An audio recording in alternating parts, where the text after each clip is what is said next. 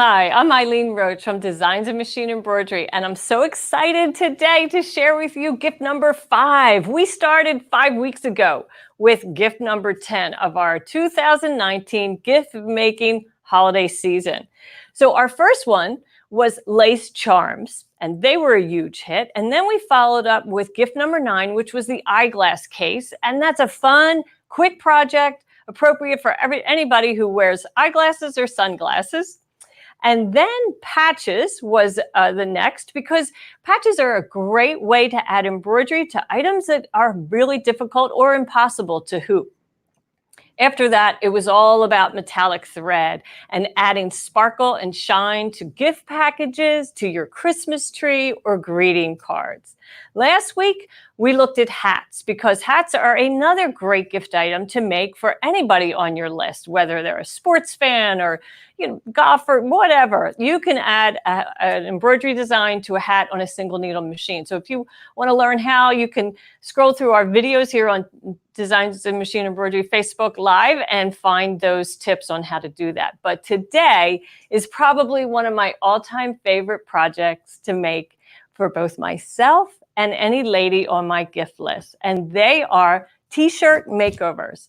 You start with a simple t-shirt and transform it into something that really elevates it into something elegant to wear to dinner or to any social function. And this week, they are on special for $39.99. And you have over a dozen choices of neckline transformations that you can make. So let's take a look at some of the samples. Here we have the Bailey, which is just a really simple t-shirt. I bought this in a local department store. It has a narrow neckline. That's the only thing, ribbing. That's the only thing that you have to be concerned about. And I not only added a transformation to the neckline, but also to the sleeve. And so you'll see some different variations of that as we move on. That is from our t-shirt remakes. And there's always a great story behind every product that we make here at Designs and Machine Embroidery. And this t-shirt makeover was created with my dear late friend, Nancy Zeman. We had a blast making these t-shirts and figuring out all the process that it would take someone to have success. Because, that was Nancy's key to her success, was to share her easy methods with people so that they were encouraged to try new projects on their machines and be completely satisfied with the results. And boy, did we put all of that into this project. So the Simple to Chic t-shirt remakes features 8 different neckline designs and 7 sleeve designs. And then there's also 9 different hemline designs if you want to decorate the side seam or hem of a t-shirt. And of course, inside, you would find the thumbnails of all the embroidery designs that are included. And there's a CD with the instructions. And the instructions aren't just, color 1, color 2. Oh no, it's 14 pages of clearly illustrated, beautiful color photography that teaches you how to stabilize for a knit, how to select the t-shirt, how to hoop through this whole process, and then how to finish, which I'm going to show you that here today. So let's see, but let's go ahead and take a look at designer necklines, our remakes 1, which features the shirt that I'm actually wearing. And here's another sample of it. This is the Lily. We've named these a group of embroidery designs after female names. And here you have a sleeve treatment that's a little bit different on the green garment than it is on the one that so you can see I have a more of a vertical design on this sleeve, as where on the blue shirt that I'm wearing, it's just a horizontal band that goes around the sleeve hem. All those tips on how to make it are in there. And you'll notice there's an opening, right? So it's not just a curved neckline. There's actually a laced up feature now on this t-shirt. And you add that with your embroidery machine. You're going to be amazed at how easy that is. Okay, so let's move on to, this is a dangerous thing to have right behind me. Here's the Rita. Now, this is really one of my favorite. I love these paisley designs. Isn't that cool? And this has what we call back bling. It has like a tattoo on the back neck, which is a lot of fun. It also features a sleeve design and also a hemline design. So this is a tunic. You don't have to just start with a t-shirt. You can start with a tunic and dress that up a little bit more than just having a plain gray tunic. And that's all in Remakes 1. And then in Remakes 2, another tunic. This is the Eva. Here, let me take this Remakes 2 label off. But isn't that pretty? These delicate flowers. And again, I want you to see that this is a laced opening, and you're going to add that right in the hoop. You're not going to believe how easy it is to do that. And then you just add a cording of some type. You can add beads on the end of the cording if you'd like. Don't forget the sleeves. It's always nice to have a little bit more embellishment at the sleeve. And then we have the Claire. This is more of a geometric pattern. And, you know, these t-shirts stitch so quickly, like literally this shirt, the neckline treatment is made in about 16 minutes on the machine. That's it. It's so fast. And each one is so successful. You know, I was making some of my step outs this morning and I hadn't done one of these shirts in, you know, maybe a year or so. And I couldn't believe how fast it was. Anyway, super fun. And then here we have some hem treatment and also some sleeve treatment on the Claire. And one of my all-time favorites is the Wendy. Now, I don't have this laced up, but I should. And so, of course, when this is worn, it would close. But it's pretty. It's just a single delicate design. It's a bean stitch, and which is a single run, you know, but that it penetrates the fabric 3 different times to give you a bolder stitch so that it's, you know, clearly visible. I love that. And I like to do that in a contrasting thread. So I wonder how many people have ever made a t-shirt using one of these collections, because I know that my sister Marie and I have taught this all over the country, and our educators at Dime have also been teaching this all over the country. So let's see. Oh, Deborah, you like the Eva. I know I love that Eva too. Hi, Teresa Uber. Nice to have you here. And Kathy, oh, I'm glad to hear. I am so excited about these. These are just so fun. It's really one of my most favorite projects that I've ever designed. And it took a lot of engineering, you know, because it's not just embroidery that's like left chest or something like that. But, you know, it really took some figuring out, measuring common necklines and so forth so that it wasn't too deep or too far away from that ribbing and so forth. So. Okay, so why don't we get started on how you do this? So color 1 of no matter what one of these necklines you select is going to be a placement guide. And I'm going to hold this up so you can see. And that's a horizontal line at the top and a vertical line at the bottom. Another kind of tell me I need to read a comment here. Let's see. Teresa, they are beautiful, aren't they? I love them too. Kind of shirts would you buy? Well, these are all the shirts that I'm wearing here, either 100% cotton or a cotton poly blend. To be honest with you, we get most of these samples we've purchased at either Target or Kohl's. Nothing fancy, not real expensive. The key here, though, is to buy t-shirts or tunics that are, you know, for women. So they have a narrower ribbing. A man's ribbing on a basic like Hanes Crew t-shirt is about 1 inch in height. And on a woman's, it should be a 1/2 inch or narrower. And it just gives you a more feminine finish. That's all. That's all you're really looking for. That's the key. Okay, so you're going to hoop water-soluble adhesive stabilizer, right? So you can hear that, my hand sticking to that, right? And I'm going to stitch color 1. And I always do that in a contrasting thread to the stabilizer, like in black, so that I can really see it in the hoop. Especially as I age and my eyesight gets a little bit weaker, you know, it's harder to see those holes, or if I do white thread on white stabilizer. So I just stitch it in black because basically this is going to dissolve away later on. It is just a placement guide. So once I have that stitched, I then take the hoop off the machine very carefully. I don't want to dislodge anything, and I put it on a work surface, and we'll do that right here. Meanwhile, before, I would have prepared my t-shirt. So here I do have a lady's t-shirt, And I have marked the center front.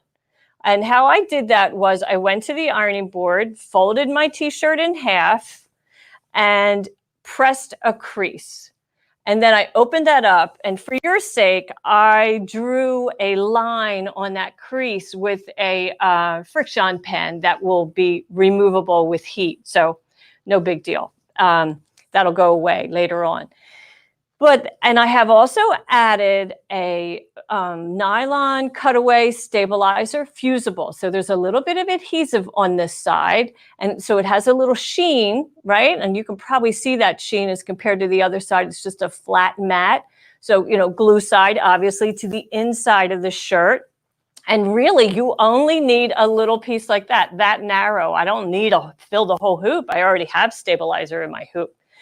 So now I'm going to turn my shirt inside out and always pull those sleeves out, because the minute you stitch some beautiful embroidery on a t-shirt that you absolutely love and you don't have those sleeves pulled through, that's when you're going to stitch right on that. So I am going to take my t-shirt, design side, front of shirt, down on the hoop. And I know you don't see really well here, but I am aligning the top of my ribbing to that stitched horizontal line. So that's what I'm lining up. Top of ribbing to that horizontal line, and then that straight line to that vertical stitched line. And, at home, you're going to take a moment and finger press that down and feel that stitching on the stabilizer underneath and make sure that straight line is aligned with this stitched line. That's all you have to do. No measuring, no figuring it out. No, am I, half inch here, half inch there, how many millimeters? Don't worry about it at all. All you have to do now is just nest that t-shirt around the design area like so. And because our sleeves are pulled out of harm's way, I know they're not going to get stitched on. Now, you have to slide this back onto the embroidery machine. And, that's a little tricky because we have a lot of bulk here. So I do this part, smooth that t-shirt onto that sticky stabilizer. You could pin, if you're nervous about this, out near the perimeter of the hoop, but really it's not necessary. And then just fold all this back in so you can slide it onto the machine and pass this bulk underneath the embroidery foot. Once you do that, put your fingers in there and open it all back up and stitch the next color. And what do you think color number 2 is? Well, of course, color number 2 is a basting file, which is just perfect for you because once you get that basting file stitched, that outline, you no longer have to worry about, is the shirt going to, separate from the sticky stabilizer? You certainly don't want that to happen. So that's what that basting file is for. You'll notice it doesn't stitch anywhere near the edge of the ribbing because we don't want the foot to catch the ribbing and pull it out. So it's been designed to stitch just perfectly for you. And then you're going to stitch the remaining colors. Now, I just did this all in one color because, I wanted to make quick step out versions of this. But let's take a close look. You see those little circles? Well, they're actually eyelets. And those eyelets are what you will use later on, and you will open them up with either an awl or the tip of a pair of sharp scissors. Open that up, and then you'll use that to lace up the garment. Okay, so once we have that stitched, right before the last color, you want to add some tricot interfacing. And this is a soft, stretchy interfacing that's very delicate. Notice the hand of it. It's just really limp. It doesn't add more body to the garment, which we don't want. We want to keep the supple, fluidness of a knit t-shirt. And we want to take that with the glue side up. It sounds like that doesn't make sense, I know, but that's what you want to do. Glue side up. You want to make sure that that tricot is going to be just a bit beyond the edge of the ribbing. And then you'll put it back into the machine. Or actually, you don't even have to take it off to do this part. You'll do this right under the needle. And then color number, well, whatever it is, it's the last one. And it could be color 3, 5, 7, 10. I'm not sure because some of our designs have multiple colors. So then it's going to stitch. It actually starts at the bottom and stitches down, across, and up. And then the foot raises and comes back down and then begins to stitch in the opposite direction. So let me show you what that looks like. And there's a reason for that because, you know, many t-shirts that we've made during this whole digitizing process, learning how to make this easy so that you would be successful, we ruined quite a few shirts. You can't believe how many we ruined. So we learned that if we had the needle start up here, well, that would probably pick up the ribbing and rip everything apart. So we learned that we start stitching down here, travel across, up, cut, and then the needle and foot travels back down and reinforces that bottom edge, which is really important because we are going to cut right into that. So here you are, you're all done, but you wouldn't want to wear it at this point, would you? So the next thing we're going to do is we're going to pop this out of the hoop and we would trim away our sticky stabilizer. And of course, that's going to take a moment, but we can do that while we're here on camera. We could just kind of chat a little bit. So what I like to do is I separate it from, well, actually, first I would remove those basting stitches. And I always do that from the back because they're easier to pull out the bobbin thread. And you just snip them as you know, about every 10 stitches. That's a nice long stitch because it's a basting file. You know, it's not short stitches, so it's super easy and quick to pull out. So let's go ahead and pull that out from the front and remove that. And then the reason why I want to do that is because I want to, why do I want to do that? Because I want to pull that stabilizer away, that water-soluble stabilizer, the sticky stuff. I want to pull that away from the back of the embroidery close to the pretty stitches, because I do want my knit interfacing to secure to a good part of the back of the t-shirt. You'll see what I mean in a moment. Okay, so we'll cut that out. And now when I go to pull this apart, you'll see that it separates close to that stitching. So now you can see, I can just cut right into that. I might have... You know, when you're prepping for Facebook Live, there's so many details to remember, right? I have to make sure I have all my step outs ready and what kind of equipment do I need. And one of the last things I always think about is, oh yeah, I'm probably going to need a pair of scissors. And I always tell myself, well, just get a, short pair of scissors, because sometimes when you're on camera and you're snipping, the worst thing that you could do is with a big pair of shears, slice right into your beautiful embroidery. And without a backup, you're really up the creek without a paddle, as they say, right? So it takes a little bit more time to trim when you do that. Okay, so now here's my t-shirt. And you can see how I've trimmed it, right? So here's my water soluble. This material here, that's my stretch mesh cutaway, not stretch mesh, that's my mesh cutaway stabilizer that's permanently adhered. And then I'm going to take my scissors, and I often like to use a sleeve board for this, just because it's just a little bit easier to access everything. So I'm going to take my scissors, and I know, big breath here, right? Big exhale. And then I'm just cutting right down the center of that t-shirt, right between those stitches, so that you can see I'm just going right between those stitches. And then when I get to the tip, I'm going to clip into that corner, because it's not a point, it's actually a rectangle. So I'm going to cut right to it and then snip into each corner, right and left side, and that will leave like a little point. And what that does is when it's time to turn, I get a nice sharp point, instead of, how you can sometimes have all the fabric gather up there and kind of build up a lot of bulk. Okay, so now we have our interfacing that we want to pull to the right side, to the wrong side.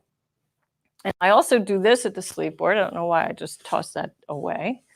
And right now it looks like this is kind of a hot mess, right? Because it would show on the wrong side. So we're going to pull this to the back of the shirt and force it so that the edge of the t-shirt is pulled to the back. And then I would use an iron to work that all the way around. And then at the top, I just make a little V. So I pull over this t-shirt top ribbing, and I use that interfacing on the back to fuse it in place. And then that's how I finish my neck. I do this all the way around. I would use a hot iron. I'm not going to do that on camera. I'm not that brave anymore. But anyway, isn't that fun? So easy. I have made dozens of these. And here we are on November 7th, right? You have time to make a lot of these t-shirts for all the ladies on your gift list. And if you think about it, t-shirts you can get in rather inexpensively, often under $5. And you can really transform it into a beautiful gift in colors that your gift recipient would really enjoy. So I hope you'll take advantage of this week's special pricing at $39.99. And so here we have the Simple to Chic designer t-shirt remake. So this is the very first one that we came out with, Nancy and I. Oh my goodness, we had so much fun with this. And so there are 7 sleeve designs, 8 neckline designs, and 9 hemline or side seam designs. And then we have t-shirt remakes number 1, and this has 3 different t-shirts on it. So it has the Rita, the Zoe, and the Lily. Now these designs are a little bit more elaborate, and that's why there's only 3 on this collection. But oh boy, are they so wearable. They are just gorgeous. And this is, you get that 14 pages of instructions, all these color instructions, step by step. We're not going to leave you hanging. And then remakes number 2 has the Wendy, the Eva, and the Claire. And of course, if you go to our website, you can see all of these individual thumbnails, all the different t-shirts, so you'll know which one you're getting. But if you have one of these collections and you've had your eye on another one, this would be a good time to do it. So that is gift number 5. Next week, we do number 4. So excited about that. But, one thing at a time, right? So let's see what kind of comments we have. I wonder how many people have what kind of shirts. We answered that, right? And Mary Orr, you made one of our shirts at a Dime event, and you get a lot of compliments. I know people can't believe that. I don't even tell people that I make them, ever, really. And it's just, one of those things that I'm so proud to have made, and I wear them often. So I like to see other people in them, and I'm always really excited when I go to an event and see other people with them. So hi Susie, thanks for your nice comments about the mag. I know we are saddened too, but it's time to move on. We got to stay up to date with technology, and part of that is online for sure. So we are having a stronger presence here, and most certainly continuing to support our independent retailer with our education and events all over the country. So, but we're not going anywhere. We're not going anywhere. We are so happy to be blessed to do what we do for all the years that we've been doing it. So I'm grateful for that. So I hope that you'll take advantage of gift number 5 and get going on your gift list. Let's see. And Teresa, you really want to do this. So something no one else will be wearing. I know, that's what I like about it. Nobody else knows. Nobody else will have it. And, you change the colors. Like I have the, let's see, what do I have on? The Eva. Is this the Eva? No, the Lily, right? And I like it in the green. I mean, this is a khaki green with kind of a sea foam and light blue, really beautiful colored embroidery. When I hold it next to each other, it looks, very similar. But, if I were to wear this one day and then the green on a second day, nobody would ever know. So what kind of cord is that? Well, let's see. On this garment, on the Lily and the green, this is an elastic cord. So it, something that you buy on the reel, it's very simple to find. I've also used baker's twine. I've used leather. You can get very thin leather strips, even crochet yarn, a cotton crochet yarn. If it's something that's really lightweight, then just add some beads to the end. Like this one, I have some pretty beads on the end, and that weighs it down. I have laundered these shirts dozens of times, beads and all. I put them in a mesh lingerie bag and throw that bag right in with a regular load of laundry, and beautiful. No problem. Let them air dry. You can put them in the dryer for sure. I've done that, or my husband has, right? Not knowing that I would prefer it to hang dry, but they're just great. And oh, hi, Cindy. Hi from Wisconsin. I think you might be getting snow today. I saw on the news, right? Ooh. I know my sister is. Anyway, up in Ohio, poor thing. But we get a lot of rain here today in Texas. So anyway, we'll see you here next week on Thursday and at 1 o'clock Central Time. And we're excited to reveal next week gift number 4. Thanks for joining me.